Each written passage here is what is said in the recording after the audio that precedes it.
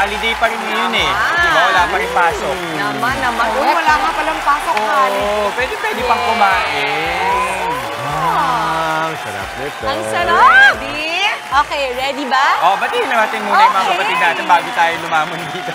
Okay. Good morning, mga kapatid! December 26 na imbag na bigat sa mga kapatid nating Ilocano. Habsaya-sayang umaga. Habsaya-saya naman talaga ang atin natin this Tuesday. Lalo na para sa ating mga aminado, sarap na sarap sa hamonado. Yes! Ganadong morning nga po ang feels natin sa mga masasarap nating hinandang iba't ibang klase ng ham.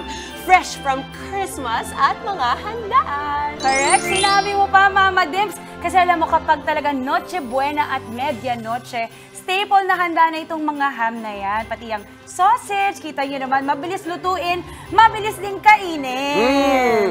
Ham sarap talaga. Bawi ka rin ito yan. Pero madalas ang tanong, bakit nga sikat tuwing holiday season ang ham? Diba? Pero ang totoo pa niyan, bago pa man simulang ipagdiwang ang Pasko sa Europe, naghahanda na ng ham. Europe pa? Dahil ba nakapag-Europe yan? Alam mo, sa aking pag-aaral sa Europe, Kaya pala nakasweater ka na naman, ha? Gusto mo pang international. Pero hindi, totoo yan, Justin. Sabi nga nila nagsimula sa Germany.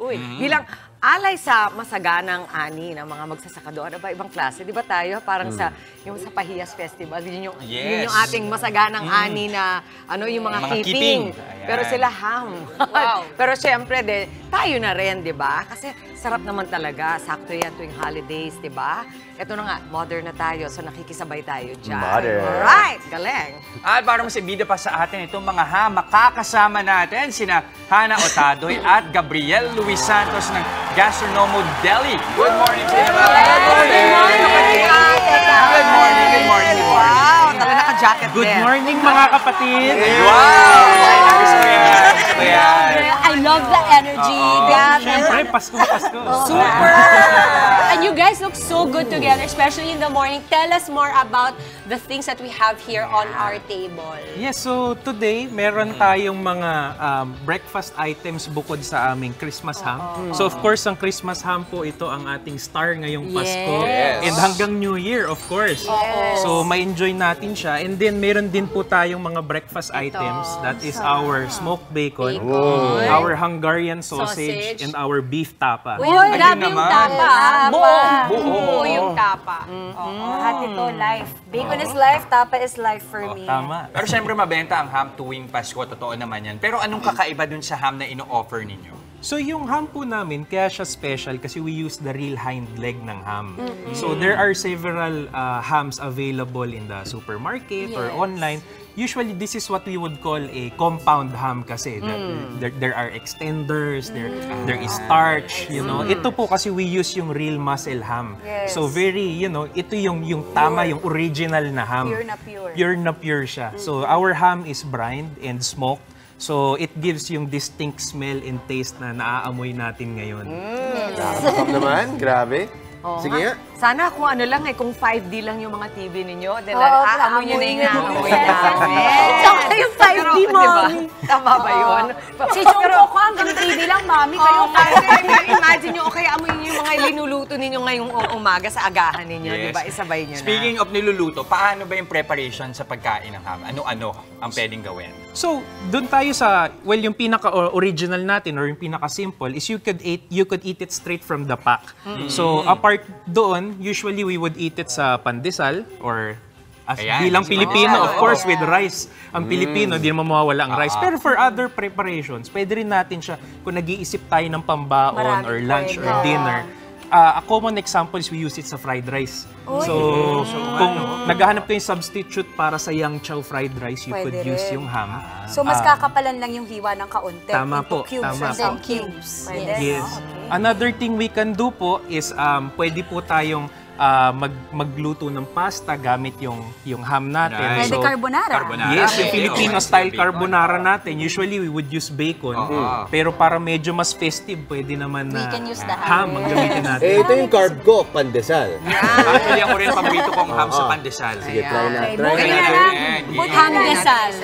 Pandesal. At I'm so happy sinabihan na tayo pwede nang kumain. Pwede na kumain. This is my breakfast. Enjoy.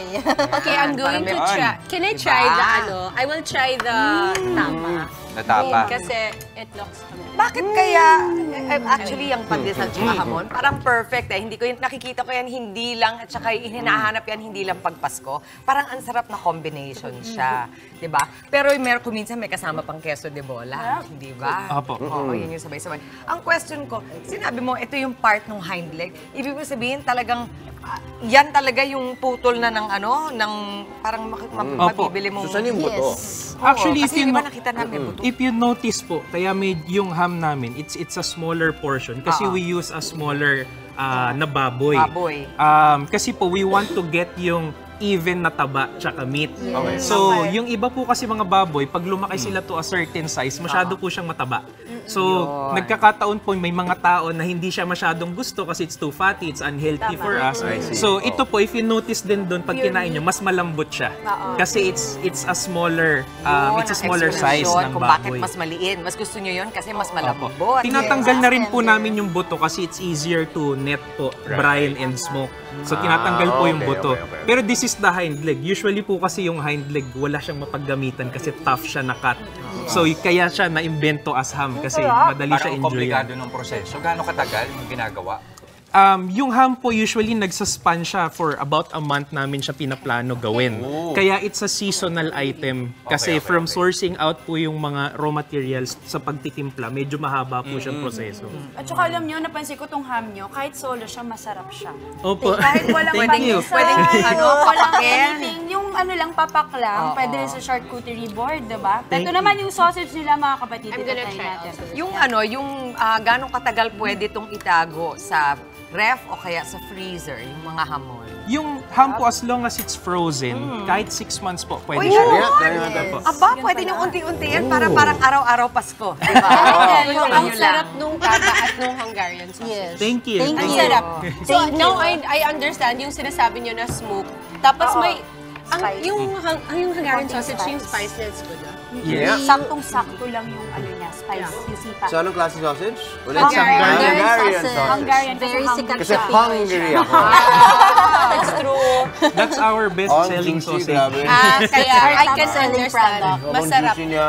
Thank Masarap. you. At saka parang alam mo sakto yung yung alat. alam mo yung tipong pag tinikman mo, it grows on you. Yes. Yung parang may lasa siya na nag-evolve. Hindi siya parang pagkagat mo nandun, parang hinahanap mo yung lasa tapos masarap. Hindi siya overpowering Gusto mo, bibigyan kita. Ako Tara, na yung game. fork. Ako lang, hindi ako tatanggi Kasi dyan. na kayo maging food vloggers talaga. Masarap ang presyo tayo. Kasi sabi mo nga, pwede namang 6 na buwan na nasa ref yan. Unti-untiin ninyo, pag-ipunan natin, tapos pwede nyo, di ba, i-enjoy ng matagalan. Magkano ba yung yung mga price points So, ninyo? ito po for the whole ham, we only sell it po as one size. It's 1 kilo 1 po for the kilo. whole ham. It's 1,000 pesos. 1 kilo na yung isang, Opo, yung isang bilog na gano'n. nakaganitong bag po siya. Maganda dyan, hindi nyo Parang kailangan... nag-marinate siya eh. Nag-marinate siya sa bibig At ko saka eh. hindi nyo kailangan maghintay ng Pasko to eat na. This is something na pwede all year round. Pwede sa mga bata, di ba? Tama po. Ganda pa Ang ng cute packaging. nila. Di Oh, ba? ang cute. Pwede pang Sino regalo. nakaisip nito sa inyo Ganda ng dalawa? packaging. Ang ganda. Yes. So we wanted, kasi when we started Gastronomo, we wanted to set ourselves apart. So we wanted to be the millennial belly. Which you are. Which you are. Ano naman? Correct. I love it. Bacon. Oh my So- God, favorite na Sobrang this. daming orders ngayong season. Nakailang kayo ngayon? Actually, ito po talaga ang season namin. We started the ham not too long ago, probably around 3 or 4 years pa lang. So, just like with any other business, marami din po kaming naging problema when we were starting from sourcing out the particular cut of pork. Pero, very happy po kami sa aming mga fans and supporters po ng products namin na unti-unti po siyang lumalaki year over year, yung mga kumukuha po That's ng ham good. namin. Nagkakaroon na kayo ng ng market talaga. O yan. So, please let everybody know, lahat ng mga kapatid natin, saan ba kayo marireach, saan makakapag-order. Yes, para po dun sa mga interested po na bumili ng mga breakfast items namin and Christmas ham, you could order it po from Facebook and Instagram. That's Gastronomo Deli. You could order also from our website, www.gastronomodeli.com.